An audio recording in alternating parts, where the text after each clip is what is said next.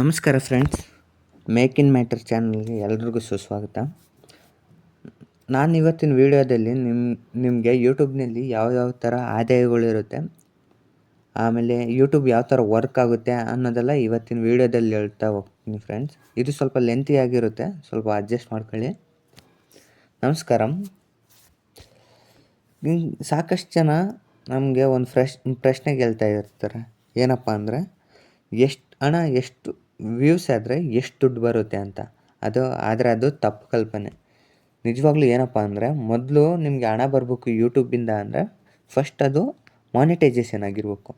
Monetisation ಆಗಬೇಕು ಅಂದರೆ ಅದಕ್ಕೆ 3 ಎಲಿಜಿಬಿಲಿಟಿ ಕ್ರೈಟೇರಿಯಾ ಇರುತ್ತೆ. 1000 ಸಬ್ಸ್ಕ್ರೈಬರ್ಸ್ ಆಗಿರಬೇಕು, ಆಮೇಲೆ 4000 ಪಬ್ಲಿಕ್ ವಾಚ್ ಟೈಮ್ ಅವರ್ಸ್ ಆಗಿರಬೇಕು ನಿಮ್ಮ ವೀಡಿಯೋಸಿಗೆ ಎಲ್ಲದಕ್ಕೂ ಸೇರಿಸಿ. ಅಥವಾ ನೀವೇನಾದರೂ ಶಾರ್ಟ್ಸ್ ವೀಡಿಯೋಸ್ ಮಾಡ್ತಾಯಿದ್ರಿ ಅಂದರೆ 90 ಡೇಸಲ್ಲೇ 3 ಮಿಲಿಯನ್ ವ್ಯೂಸು ನಿಮ್ಮ ಶಾರ್ಟ್ಸ್ಗೆ ಆಗಿರಬೇಕು. ಹಂಗಾದರೆ ಮಾತ್ರ ನೀವು ಮಾನಿಟೈಸೇಷನ್ ಮಾಡಿಸ್ಬೋದು ಯೂಟ್ಯೂಬ್ ಚಾನಲ್ಗೆ, ಓಕೆನಾ. ಆಮೇಲೆ ಯೂಟ್ಯೂಬಲ್ಲಿ ನಿಮಗೆ ರೆವೆನ್ಯೂ ಹೆಂಗೆ ಬರುತ್ತಪ್ಪ ಅಂದರೆ, ಮೊದಲನೇದಾಗಿ ಆ್ಯಡ್ಸಿಂದ. ಹೌದು, ಆ್ಯಡ್ಸ್ ಅದು ಬೇಸ್ಡ್ ಅನ್ನು CPM ಮೇಲೆ ಡಿಪೆಂಡ್ ಇರುತ್ತೆ. CPM ಅಂದರೆ ಏನಪ್ಪ ಅಂದರೆ ಕಾಸ್ಟ್ ಪರ್ 1000 ವ್ಯೂಸ್ ಅಂತ. ಅಂದರೆ 1000 ವ್ಯೂಸಿಗೆ ನಿಮಗೆ ಅಂದಾಜವಾಗಿ ಎಷ್ಟು ದುಡ್ಡು ಬರ್ಬೋದು ಅಂತ. ಎಕ್ಸಾಂಪಲ್, ನೀವೇನಾದರೂ ಎಂಟರ್ಟೈನ್ಮೆಂಟ್ ವೀಡಿಯೋ ಮಾಡ್ತಾಯಿದ್ರೆ ಅದಕ್ಕೆ 1K ವ್ಯೂಸ್ ಏನಾದರೂ ಬಂದರೆ, ಅಂದರೆ 1000 ವ್ಯೂಸ್ ಬಂದರೆ ಎಕ್ಸಾಂಪಲ್ಲಾಗಿ ಒಂದು 500ವರೆಗೂ ನೀವು ದುಡ್ಡು ಮಾಡ್ಬೋದು. ಅಥವಾ ನೀವೇನಾದರೂ ಫೈನಾನ್ಸು ಅಥವಾ ಎಜುಕೇಷನ್ ರಿಲೇಟೆಡ್ ವೀಡಿಯೋಸ್ ಏನಾದರೂ ಮಾಡ್ತಾಯಿದ್ರೆ ಅದಕ್ಕೆ ಒಂದು 600ಇಂದ 700 ರುಪೀಸ್ ಬರೋ ಚಾನ್ಸಸ್ ಇರುತ್ತೆ 1K ವ್ಯೂಸ್ಗೆ. ಫೈನಾನ್ಸು ಎಜುಕೇಷನ್ ವೀಡಿಯೋಸ್ಗೆ, ಯಾಕಂದರೆ ಬ್ರ್ಯಾಂಡ್ ವ್ಯಾಲ್ಯೂ ಆಗಲೂ ಜಾಸ್ತಿ ಇರುತ್ತೆ, ಸ್ಪಾನ್ಸರ್ಶಿಪ್ಸು ಜಾಸ್ತಿ ಇರುತ್ತೆ, ಎಲ್ಲದು ಜಾಸ್ತಿ ಇರೋದ್ರಿಂದ ನಿಮಗೆ ಅಷ್ಟು ಇನ್ಕಮ್ ಬರೋ ಚಾನ್ಸಸ್ ಜಾಸ್ತಿ ಇರುತ್ತೆ. ಇದರಿಂದ ನಿಮ್ಗೆ ಏನು ಗೊತ್ತಾಗುತ್ತೆ ಅಂದರೆ, ನೀವು ವ್ಯೂಸ್ ಮೇಲೆ ಮಾತ್ರ ಫೋಕಸ್ ಮಾಡ್ದೇ ಕಂಟೆಂಟು ನಿಮ್ಮದು ಕ್ಲೀನಾಗಿರ್ಬೇಕು, ಆಮೇಲೆ ಅಡ್ವರ್ಸಿಫೈ ಆಗಿರ್ಬೇಕು, ಫ್ರೆಂಡ್ಲಿ ಇರಬೇಕು, ನಿಮ್ಮ ಬ್ರ್ಯಾಂಡ್ ವ್ಯಾಲ್ಯೂ ಜಾಸ್ತಿ ಮಾಡೋ ಥರ ಇರಬೇಕು. ಆ ಥರ ನೀವು ಕಂಟೆಂಟ್ ಮಾಡಬೇಕಾಗುತ್ತೆ. ಅಂದರೆ ಎಜುಕೇಷನ್ನು, ಫೈನಾನ್ಸ್ ರಿಲೇಟೆಡು ವೀಡಿಯೋಸ್ ಮಾಡ್ತಾ ಇರಬೇಕಾಗುತ್ತೆ. ಆಮೇಲೆ ನೆಕ್ಸ್ಟ್ 2ನೇ ಇನ್ಕಮ್ ಏನಪ್ಪ ಅಂತಂದರೆ ಬ್ರ್ಯಾಂಡ್ ಡೀಲ್ಸಿಂದ.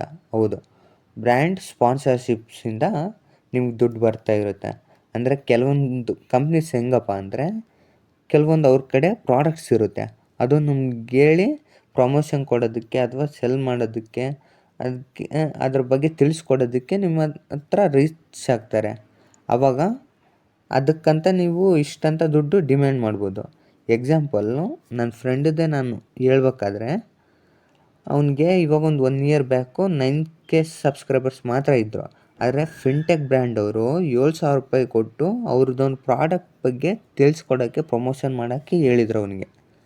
ಇದರಿಂದ ಏನು ಗೊತ್ತಾಗೋದಂದರೆ, ಇಲ್ಲಿ ನಿಮಗೆ ಮ್ಯಾಟ್ರ್ ಆಗೋದೇನು ಗೊತ್ತಾ, ಒಂದು ನಿಮ್ಮ ಬ್ರ್ಯಾಂಡ್ ವ್ಯಾಲ್ಯೂ, ಆಮೇಲೆ ನಿಮ್ಮ ಕನ್ಸಿಸ್ಟೆನ್ಸಿ, ನಿಮ್ಮ ವೀಡಿಯೋಸ್ದು ಕಂಟೆಂಟ್ ಹೆಂಗಿರುತ್ತೆ ಅಂತ, ಓಕೆನಾ.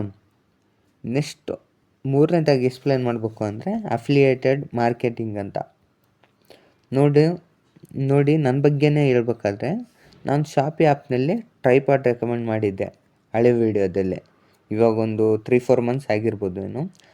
ಅಲ್ಲಿ ಡೆಸ್ಕ್ರಿಪ್ಷನಲ್ಲಿ ಲಿಂಕ್ ಹಾಕಿದ್ದೆ. ಅದನ್ನು ಒಂದು 100-150 ಜನ ಹೋಗಿ ಆ ಲಿಂಕ್ ಕ್ಲಿಕ್ ಮಾಡಿ ಅದರಿಂದ ಅವ್ರು ಬೈ ಮಾಡಿದರು. ಅದರಿಂದ ನನಗೆ ಪ್ಯಾಸಿವ್ ಇನ್ಕಮ್ಮು ಜನ್ರೇಟ್ ಆಯಿತು. ಅಂದರೆ ಹತ್ತತ್ರ 5,000ಇಂದ 6,000 ಏನೋ ನನಗೆ ಅದರಿಂದನೇ ದುಡ್ಡು ಬಂತು. ಅಂದರೆ ಇಂಡೈರೆಕ್ಟಾಗಿ ದುಡ್ಡು ಬರೋದೇ ಪ್ಯಾಸಿವ್ ಇನ್ಕಮ್ಮು, ಓಕೆನಾ.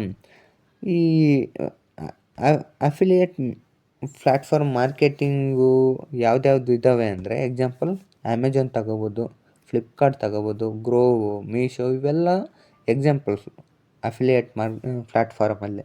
ಅಂದರೆ ನೀವು ಯಾವುದೋ ಒಂದು ಪ್ರಾಡಕ್ಟ್ ಬಗ್ಗೆ ನಿಮ್ಮ ಯೂಟ್ಯೂಬ್ ಚಾನಲಲ್ಲಿ ಹಾಕೋದು, ಅದರಿಂದ ಯಾರಾದರೂ ಕ್ಲಿಕ್ ಮಾಡಿ ಬೈ ಮಾಡಿದರೆ ಅದರಲ್ಲಿ ಇಷ್ಟು ಪರ್ಸೆಂಟೇಜ್ ಅಂತ ನಿಮಗೆ ದುಡ್ಡು ಬರುತ್ತೆ. ಇದು ಬಂದು ಅಫಿಲಿಯೇಟ್ ಮಾರ್ಕೆಟಿಂಗ್, ಓಕೆನಾ. ನೆಕ್ಸ್ಟ್ ಬಂದುಬಿಟ್ಟು ಅನ್ನೋನ್ ಇನ್ಕಮ್ಸು ಹೆಂಗಿದ್ದಾವೆ ಯೂಟ್ಯೂಬಲ್ಲಿ ಅಂತ.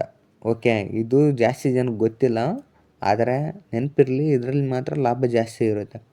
ಎಕ್ಸಾಂಪಲ್ಸ್ ಹೇಳ್ಬೇಕಾದ್ರೆ, ನೀವು ಎಷ್ಟೊಂದು ಯೂಟ್ಯೂಬ್ ಚಾನಲ್ಸ್ ನೋಡಿರ್ಬೋದು ಹಿಂದಿದಲ್ಲಿ. ಅವರೆಲ್ಲ ಗೋರ್ಮೆಂಟ್ ಎಕ್ಸಾಮ್ಸ್ ಬಗ್ಗೆ ಆಗಲಿ, ಎಕ್ಸಾಂಪಲ್ SSC JE, RRB JEನು ಕೋರ್ಸಸ್ ಮಾಡಿರ್ತಾರೆ. ಅದನ್ನು ತಗೊಳ್ಳಿ ಅಂತ ಎಲ್ರಿಗೂ ರೆಕಮೆಂಡ್ ಮಾಡ್ತಾ ಇರ್ತಾರೆ. ಆವಾಗ ಅದಕ್ಕೆ ಪ್ರಿಪೇರ್ ಆಗೋರು 1000 5000 ಅಥವಾ 500 ಎಷ್ಟೋ ಒಂದು ಕೊಟ್ಟು ಬೈ ಮಾಡ್ತಾರೆ. ಇದರಿಂದ ನೀವು ಕೋರ್ಸ್ ಸೇಲ್ ಮಾಡೋದ್ರಿಂದನೂ ನೀವು ಯೂಟ್ಯೂಬಲ್ಲಿ ದುಡ್ಡು ಮಾಡ್ಬೋದು. ಓಕೆನಾ. ನೆಕ್ಸ್ಟ್ ಬಂದು ಸ್ಕ್ರಿಪ್ಟ್ ರೈಟಿಂಗು. ಇದೂ ಅನ್ನೋನು ಇನ್ಕಮ್ಮೆ ಯೂಟ್ಯೂಬಲ್ಲಿ. ಓಕೆನಾ. ಕೆಲವು ಜನ ಮಾತಾಡೋದ್ರಲ್ಲಿ ಸ್ಟ್ರಾಂಗ್ ಆಗಿರ್ತಾರೆ, ಆದರೆ ಸ್ಕ್ರಿಪ್ಟು ಯಾವ ಥರ ಬರೀಬೇಕು, ಯಾವ ಥರ ಹುಡುಕ್ಬೇಕು ಅನ್ನೋದು ಸ್ಟ್ರಾಂಗ್ ಇರೋಲ್ಲ. ನೀವು ಸ್ಕ್ರಿಪ್ಟ್ ಮಾಡಿಕೊಡೋದ್ರಿಂದನೂ ದುಡ್ಡು ಮಾಡ್ಬೋದು. ಅದಕ್ಕೆ ಕೆಲವು ಕಡೆ ಎಷ್ಟು ಚಾರ್ಜ್ ಮಾಡ್ತಾರೆ ಅಂದರೆ 500 2000 ರುಪೀಸ್ವರೆಗೂ ಸ್ಕ್ರಿಪ್ಟು ಚಾರ್ಜ್ ಮಾಡ್ತಾರೆ. ಡಿಪೆಂಡಿಂಗ್ ಆನ್ ಸ್ಕ್ರಿಪ್ಟ್ ಮೇಲೆ, ಆಮೇಲೆ ಎಷ್ಟು ಡ್ಯೂರೇಷನ್ ಇರುತ್ತೆ ಅದ್ರ ಮೇಲೆಲ್ಲ ಡಿಪೆಂಡ್ ಆಗುತ್ತೆ. ಆಮೇಲೆ ಇವಾಗಿನ ಜನ್ರೇಷನಲ್ಲಿ ಮೋಸ್ಟ್ ಟ್ರೆಂಡಿಂಗ್ ಇರೋದಂದರೆ voice licensing or voice cloning ಅಂತ ಹೇಳ್ಬೋದು. ಅಂದರೆ ಕೆಲವು ಜನದ್ದು ವಾಯ್ಸು ಯೂಟ್ಯೂಬ್ಗೆ ಚೆನ್ನಾಗಿರಲ್ಲ, ಅವರು ವೀಡಿಯೋಸ್ಗೆ ವಾಯ್ಸ್ ಕೊಡಬೇಕಾದ್ರೆ. ಆವಾಗ ಅವ್ರೇನು ಮಾಡ್ತಾರೆ, ಕೆಲವು ಜನ ಅಪ್ರೋಚ್ ಆಗಿ ಅವರು ವಾಯ್ಸ್ ಕೊಡೋಕ್ಕೆ ಅವ್ರಿಗೆ ಸ್ಕ್ರಿಪ್ಟ್ ಕೊಟ್ಬಿಟ್ಟು ವಾಯ್ಸ್ ಕೊಡೋಕ್ಕೆ ಹೇಳ್ತಾರೆ. ಅದಕ್ಕೂ ನೀವು ದುಡ್ಡು ಚಾರ್ಜ್ ಮಾಡಿ ನೀವು ಇನ್ಕಮ್ ಜನ್ರೇಷನ್ ಮಾಡ್ಕೋಬೋದು ಯೂಟ್ಯೂಬಲ್ಲಿ. ಓಕೆನಾ. ಇದಿಷ್ಟು ಬಂದ್ಬಿಟ್ಟು ನಿಮಗೆ ಅನ್ನೋನು ಇನ್ಕಮ್ಸ್ ಅಂತಲೇ ಹೇಳ್ಬೋದು. ಇನ್ನೂ ಬೇಕಾದಷ್ಟಿದೆ ಯೂಟ್ಯೂಬಲ್ಲಿ ಹೇಳ್ಬೇಕಾದ್ರೆ, ಆದರೆ ವೀಡಿಯೋ ಲೆಂತೇ ಆಗುತ್ತಂತ ಮುಂದ್ಗಡೆ ಹೋಗೋಣ. ನೆಕ್ಸ್ಟ್ ಬಂದ್ಬಿಟ್ಟು ಯೂಟ್ಯೂಬ್ ಶಾರ್ಟ್ಸ್ ಮಾಡೋದ್ರಿಂದ. ಹೌದು, ಇದರಲ್ಲಿ ಗ್ರೋತು ಬೇಗನೂ ಇರುತ್ತೆ, ಆದರೆ ಮಿನಿಮಮ್ ಇನ್ಕಮ್ ಇರ್ಬೋದು, ಆದರೆ ಪವರ್ಫುಲ್ಲಾಗಿರುತ್ತೆ. ಇದು ನೆನಪಿರಲಿ. ಶಾರ್ಟ್ಸ್ ಅಂದರೆ ಇವಾಗ ನೀವು ನೋಡ್ತಾ ಇರ್ಬೋದು ಇನ್ಸ್ಟಾಗ್ರಾಮಲ್ಲಿ ಯಾವ ಥರ 15 60 ಸೆಕೆಂಡ್ಸ್ವರೆಗೂ ಶಾರ್ಟ್ಸ್ ಬರ್ತಾವೋ, ಅದೇ ಥರ ಯೂಟ್ಯೂಬಲ್ಲೂ ನೀವು 50 to 60 ಸೆಕೆಂಡ್ಸಲ್ಲೇ ಶಾರ್ಟ್ಸ್ ಮಾಡ್ಬೋದು. ಅದು ವೈರಲ್ ಏನಾದರೂ ಆಯಿತು ಅಂದರೆ ನಿಮಗೆ ದುಡ್ಡಿನ ಸುರಿಮಳೆನೇ ಅಂತ ಹೇಳ್ಬೋದು. ಓಕೆನಾ. ಎಕ್ಸಾಂಪಲ್ ನೀವು ಮೋಟಿವೇಶನ್ ಕ್ಲಿಪ್ ಹಾಕಿದ್ರೆ ಅಂತ ತಿಳ್ಕೊಳ್ಳಿ, ಎಷ್ಟೋ ಒಂದು 2 ಮಿಲಿಯನ್ ವ್ಯೂಸ್ ಆಯಿತು ಅಂದರೆ ಅದಕ್ಕೆ ಎಕ್ಸಾಂಪಲ್ ಆಗಿ ನಿಮಗೆ ಒಂದು 3000 ಹತ್ತಿರ ಇನ್ಕಮ್ ಜನ್ರೇಷನ್ ಆಗೋ ಚಾನ್ಸಸ್ ಇರುತ್ತೆ. ಅದೊಂದೇ ಅಲ್ಲ, ಮತ್ತು ನಿಮಗೆ ಆವಾಗ ಒಂದು 5-6 ಬ್ರ್ಯಾಂಡು ಅವರ ಸ್ಪಾನ್ಸರ್ಶಿಪ್ಪು ಕಾಂಟ್ಯಾಕ್ಟ್ ಮಾಡೋ ಚಾನ್ಸಸ್ಸು ಇರುತ್ತೆ. ಆದರೆ ಇದಕ್ಕೆ ನಿಮ್ಮ ಹತ್ರ ಏನಿರಬೇಕು ಅಂದರೆ ಏನಿಲ್ಲ, ನಿಮ್ಮದು ಯೂಟ್ಯೂಬ್ ಮಾನಿಟೈಸೇಷನ್ ಆಗಿರ್ಬೇಕು. ಅಂದರೆ ಶಾರ್ಟ್ಸ್ ವೀಡಿಯೋಸಿಂದ ಮಾನಿಟೈಸೇಷನ್ ಮಾಡಿಸ್ತಿದ್ದೀರಾ ಅಂದರೆ ಮಿನಿಮಮ್ 3 ಮಿಲಿಯನ್ ವ್ಯೂಸ್ 90 ಡೇಸಲ್ಲೇ ಕಂಪ್ಲೀಟ್ ಆಗಿರಬೇಕು. ಆಮೇಲೆ YPP ಎಲಿಜಿಬಲ್ ಆಗಿರಬೇಕು. ಓಕೆನಾ. ಆವಾಗ ನಿಮಗೆ ಆವ್ರೇಜ್ CPM ಎಷ್ಟು ಸಿಗ್ಬೋದು ಅಂದರೆ 1,00,000 ವೀಡಿಯೋಸ್ಗೆ ಒಂದು 500 1000 ರುಪೀಸ್ ಮಿನಿಮಮ್ ಸಿಗ್ಬೋದು ಅಂತ ಹೇಳ್ಬೋದು ಫ್ರೆಂಡ್ಸ್. ನೆಕ್ಸ್ಟ್ ಬಂದ್ಬಿಟ್ಟು ಸೂಪರ್ ಚಾಟ್ಸು, ಮೆಂಬರ್ಶಿಪ್ಸು, ಕಮ್ಯುನಿಟಿ ಟ್ಯಾಬ್ಸಿಂದ.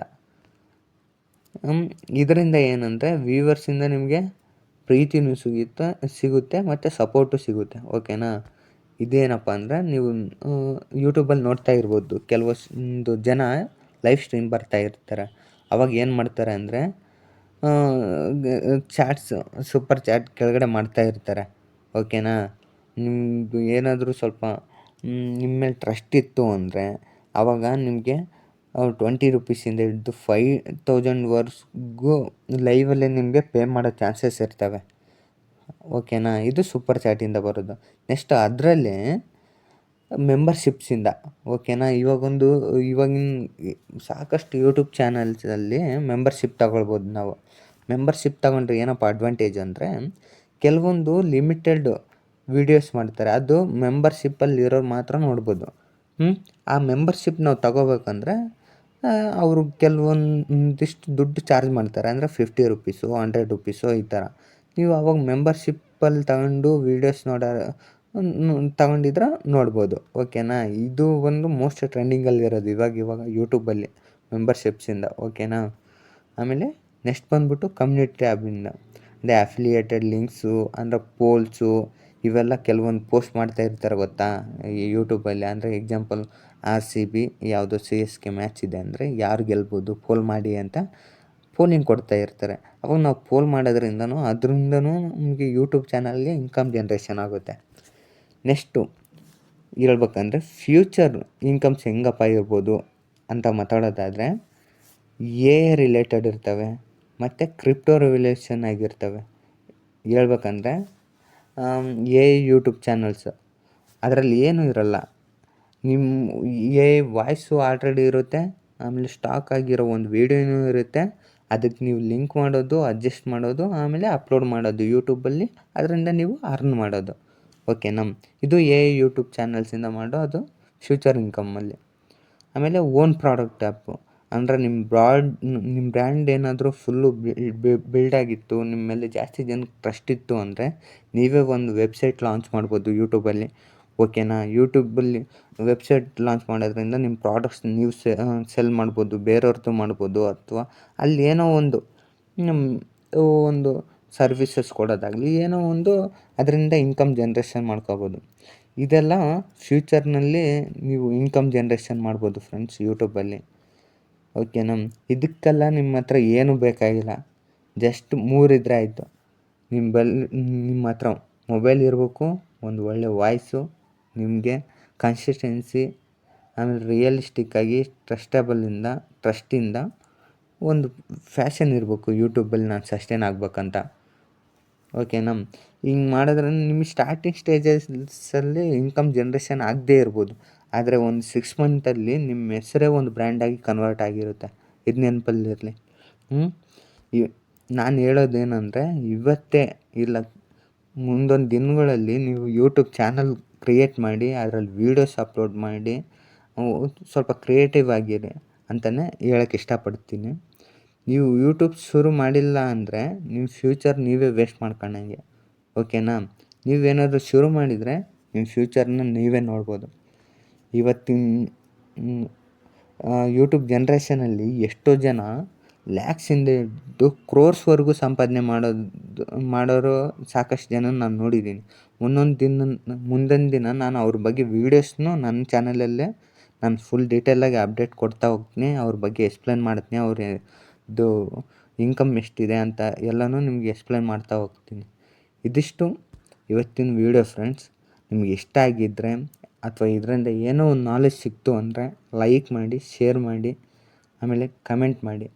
ಇಂಟ್ರೆಸ್ಟೆಡ್ ಅಂತ ಏನಾದರೂ ಕಮೆಂಟ್ ಸೆಕ್ಷನಲ್ಲಿ ಫಿಲ್ ಮಾಡ್ತಾಯಿದ್ರಿ ಫ್ರೆಂಡ್ಸ್. ಸರಿ, ನೆಕ್ಸ್ಟ್